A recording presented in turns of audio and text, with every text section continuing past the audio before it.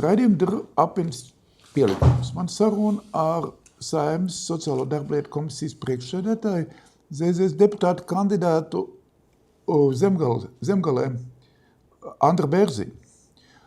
Andris Bērziņš ir pieredzējušākais mūsu sociālās un veselības jomas likumdevējs, kurš ilgus gadus strādājis pie Latvijas likumdošanas un vēl daudz ko varēs izdarīt.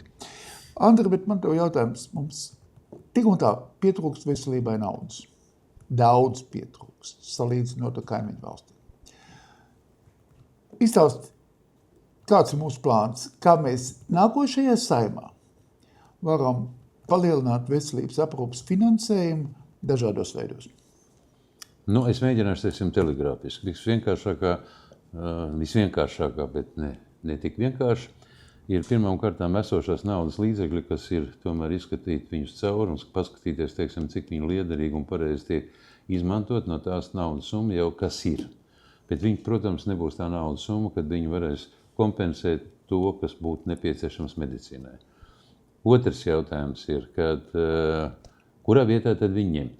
Mēs visi esam solam, dodoties uz Saeimas vēlēšanām, mēs solam, kad medicīnai mēs palīdzēsim. Arī mūsu programmā ir iekšā tāds diezgan nopietnas ierakstīts skaitlis, ka tas varētu būt 6% no IKP. Dievs dod, teiksim, kad mēs viņu uz tā varētu censties. Bet šie 6% pagaidām mēs viņu plānojam, kad viņi nāk no budžeta. Bet budžets mēs arī skaidri redzam, teiksim, kad viņš nepavilks, tur būs ļoti daudz lietas, kur būs vajadzīgs klāt. Bet es negribu izplatīties daudz, ka medicīna un viens no svarīgākajiem jautājumiem ir pieejamība, medikamenti, kompensējumie medikamenti, dažādu slimību grupu cilvēkiem, kuriem ir solīts, kad būs, teiksim, palīdzība. Ar šo naudu visu viņi nepietiks un kaut kurienes nedrīkstēs ņemt. Tad viens no variantiem, kas ir izstrādāt jau tādu platformu kopā ar profesionāļiem, ārstiem, ar ekonomistiem un tam līdzīgi, kad viņi varētu būt no Eiropas investīcijas bankas.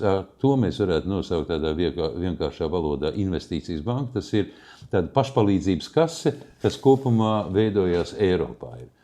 To ir igauņi lielos apmēros jau paņēmuši. To ir paņēmuši lietuvieši lielos apmēros. Skaidri apzinoties, ka cilvēks dzīvo šodien un barot viņu tikai ar solījumiem, būs sarežģīti. Tāpēc arī šī naudas summa ir viens no izejām atbrīvot valsts budžetu no infrastruktūras, aparatūras un tam līdzīgas lietas. Viņi aiziet, teiksim, to, ko atļauj šīs investīcijas.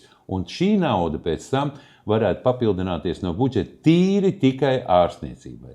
Un trešais, viņš ir populārs vai nepopulārs, bet jāsāk atkal, jāatsāk diskusija tādā prātīgā līmenī, kurā neietilps, protams, tas ir seniori, tur neietilps bērni, daudz bērnu ģimenes, bērni ar īpašām vajadzībām.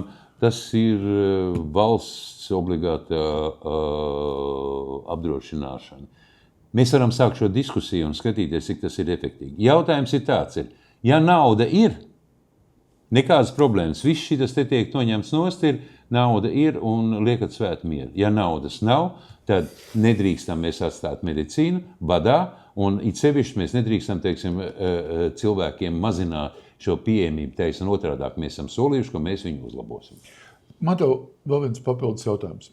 Jebkurā gadījumā mēs dzīvojam zinām apdraudējuma apstākļos. Mums ir kaimiņš tāds, kāds viņš mums ir, mēs viņu neizvēlējāmies, bet tāds viņš mums ir. Un jebkurā gadījumā pats mūsu būtiskākā iespēja palīdzēt cilvēkiem stundā X, tā ir NMPD.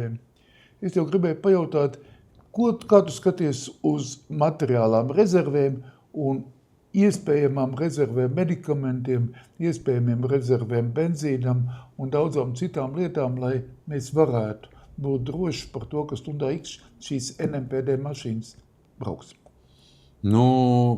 Atkal es gribētu sākt ar to, ka pirmām kārtām mēs esam tev komisijā skatījuši. Es domāju, ka tu arī pats esi, teiksim, arī bijis klāt, un mēs esam diezgan regulāri prasījuši arī ministrijai un tālāk ministra kabinetam, kāda ir šo zāļu rezerves, kurā vietā viņas tiek glabāts, kā viņas tiek atjaunotas, kā viņas tiek UTP. Kaut kādīgi virzība uz priekšu viņa ir, līdz galam man tādas pārliecības, teiksim, nav, bet ir ļoti labi, ka tāda virzība iet uz priekšu, kas attiecās par degvielas un vēl, tā ir ekonomikas ministrijas saziņā, ir solījis ministrs, nākamais premjers, teiksim, kad šos jautājumus viņi būs atrisināti. Vēl ko par to medicīnu iepriekš, es gribētu tomēr likt viņu kopā, teiksim, aizsardzība un medicīna, viņas ir abas divas neatvienojamas lietas, viņas ir kopā. Jo mēs bieži sākam domāt, tad, kad ir jau kaut kas atnācis nelabs. Es tev pateicos par to, ko tu stāstīji. Un aicinu Zemgalē, balsot par Andru Bērziņu. Viņš zina, var, prot, un galvenais ir gatavs darīt darbus Latvijas cilvēku drošībai un veselībai.